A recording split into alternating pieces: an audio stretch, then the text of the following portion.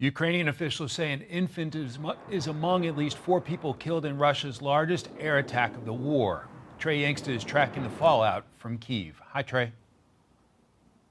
Mike, good afternoon. It was the largest air attack by Russia since the war began. More than 800 drones and around a dozen missiles launched into Ukrainian cities, including the capital of Kyiv. We do know at least 4 people were killed and 20 more injured. The most significant target was the Cabinet of Ministers' offices, the first government building to be significantly damaged in Kyiv. You could see black smoke billowing this morning across the skyline. At a nearby apartment complex, we arrived as rescue crews combed through the debris, looking for one man buried under the rubble. Right now, first responders are digging through the rubble of an apartment building in the Ukrainian capital of Kyiv. Overnight, it was hit by a Russian drone as part of the largest drone attack against Ukraine since the invasion began in February of 2022. A government building was also hit, and the Ukrainians are bracing for more Russian bombardment. The president of the EU Commission said today, quote, once again, the Kremlin is mocking diplomacy, trampling international law, and killing indiscriminately. European leaders today expressed their support for Ukraine and Ukrainian President Volodymyr Zelensky following this brazen attack. At this moment, Kyiv is under air alert again as the country and this capital city wait for more Russian bombardment. Mike? Trey Yangsta live in Kyiv. Trey, thanks very much. For more on military engagements around the world, let's bring in former military intelligence analyst and Fox News contributor Brett Velikovich. Brett, welcome. Hey, Mike. Thanks for having me. So vicious attacks from the Russians on Kyiv this weekend. President Zelensky making it clear he wants security guarantees. Let's play him. The first is a strong Ukrainian army, and I think that everybody understands it. Generals from the EU, United States, they understand that any security guarantees in Ukraine can be based only on our army. Meanwhile, Vladimir Putin is threatening Western leaders about sending troops to Ukraine, saying, quote, if any troops appear there, especially now while fighting is ongoing, we assume that they will be legitimate targets. How do you assess the war in Ukraine at this stage?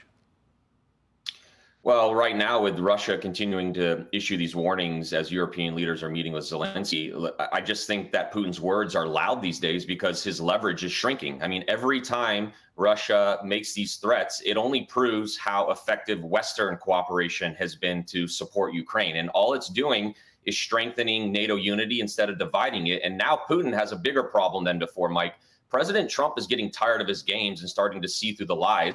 He has not lived up to his word when it comes to, what the president has been asking him to do. And honestly, president has made significant and honest efforts to promote a peaceful resolution, all this. And all that will be to the detriment of Putin's plan. I mean, Russia for years has used these threats as diplomatic weapons. And so this is more about them trying to shape the narrative than actual escalation. And Trump has, likely made a very big decision behind the scenes with regards to the next steps after Putin has not really done much after the latest meeting. And European leaders are definitely preparing for what's next and sort of how to flex with these decisions. And them coming together with Zelensky is very important. It plays into Russia's fears of this united front. But in the end, I think President Trump is the only one who can really do something about it. And Europe is going to need to fall in line with his moves. President Trump has revived the Department of War name with an executive action.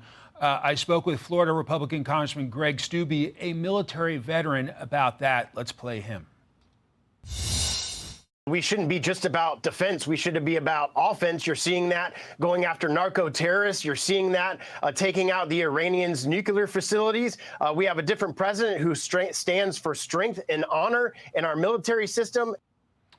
What's your take on the name?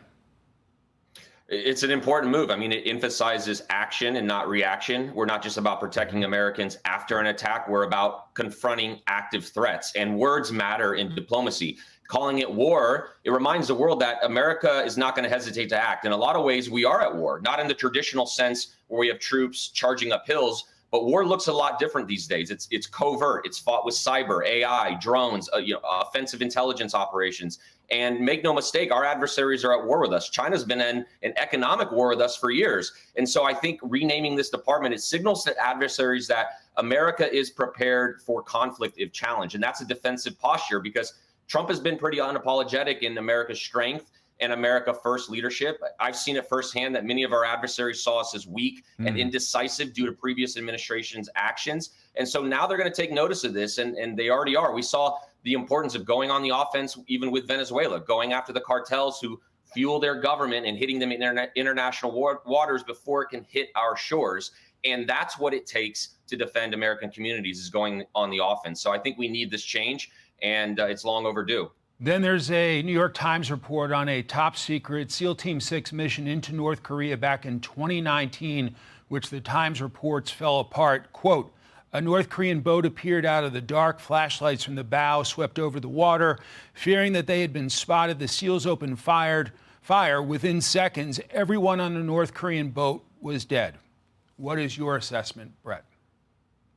Well, I think just the operation alone inside North Korea territory, it's just about as difficult as it gets, but it reveals just how serious U.S. intelligence and special operations are to monitor North Korea's nuclear threat. And it proves that we're proactive in containing them. And it reminds Pyongyang that the U.S. has the capability to penetrate its defenses. I mean, even though the mission in the end wasn't ultimately successful, I think it's a story of American restraint and proof that we should take a bit more risk, especially if our special operations units can handle this. And even, operations that are aborted, they have value. They shape the adversary's calculations by proving we have the capability and that America is prepared to act anywhere and anytime, but also with responsibility and precision.